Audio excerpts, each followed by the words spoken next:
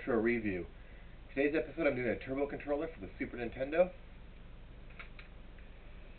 On the front here it says SN Pro Pad.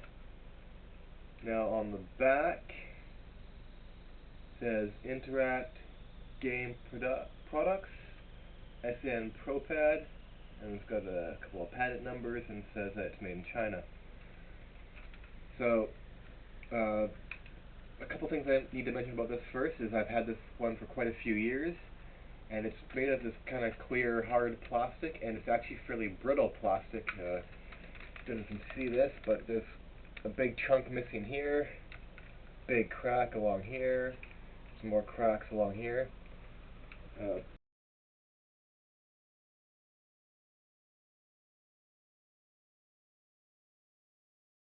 With that being said, that's probably the major downfall of this controller. So if you're very careful with this, this is actually not too bad. That being said, it's got a pretty long cord.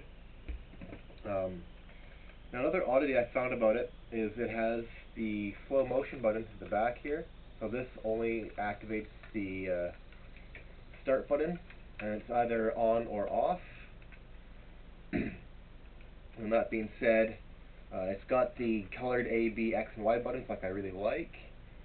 Now, the regular Super Nintendo buttons on the top of the L and R have just a little engraving. These are actually raised out, which is kind of nice. The top here has two more switches, off, semi, and automatic for the R and L buttons respectively. It's also got switches for turbo buttons for the auto or turbo and auto functions for all, and they're color coded again, which is really nice.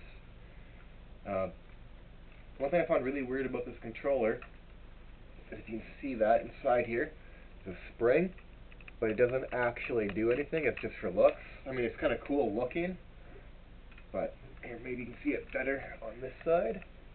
But like I said, it doesn't actually do anything.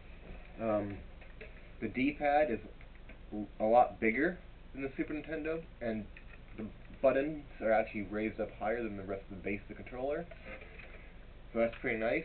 Start selector right in the middle. They're stacked on each other, which is a little bit different, which actually allows the controller to be a little bit narrower.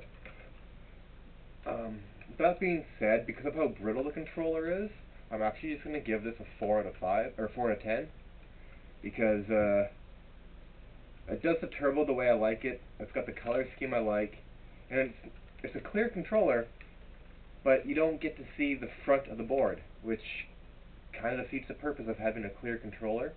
I mean, you can see the back, and honestly, I know for a fact that the back is actually where all the stuff goes. So, yeah, you can see all the stuff, but yeah, it's not the greatest controller. Like I said, the plastic's really brittle.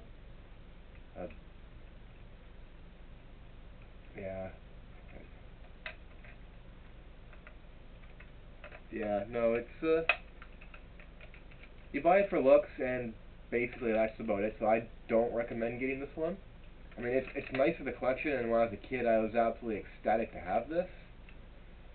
But it doesn't quite function the way you want it to. You want to be able to actually play it and not break it. So maybe if you're a bit more careful, I mean, I did have this when I was a kid.